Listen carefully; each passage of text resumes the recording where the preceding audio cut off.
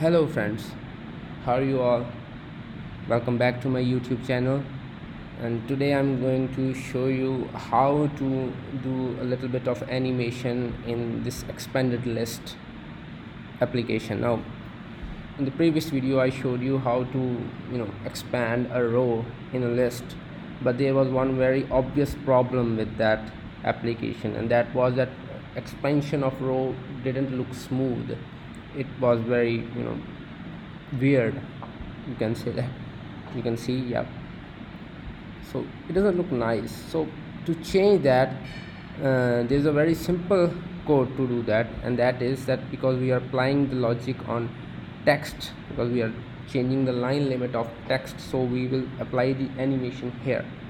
So the code is dot animation, and the animation that you can put is, you can put any animation, basic or flute spring.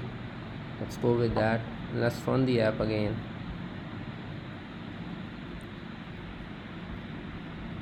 And this works.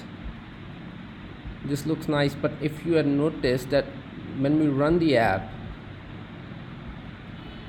the starting it goes from left to right. It doesn't look pretty that good, and you can change that. You can avoid the animation when the app runs for the first time.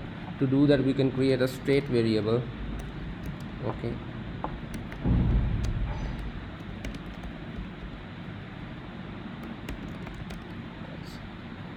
yeah, and when we tap on the row for the first time, we can change the first time variable to true, and in here we can check for that state variable. If it is false,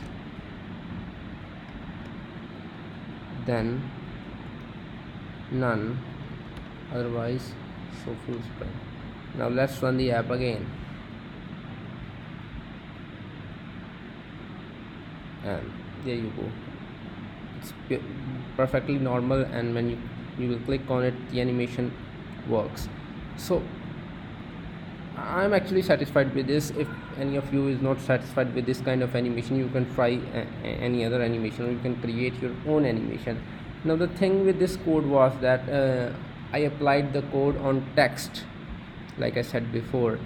Why? Because if I try to change the frame of the horizontal stack, if I set the frame of this horizontal stack and try to change that on clicking the row, it can have some problems.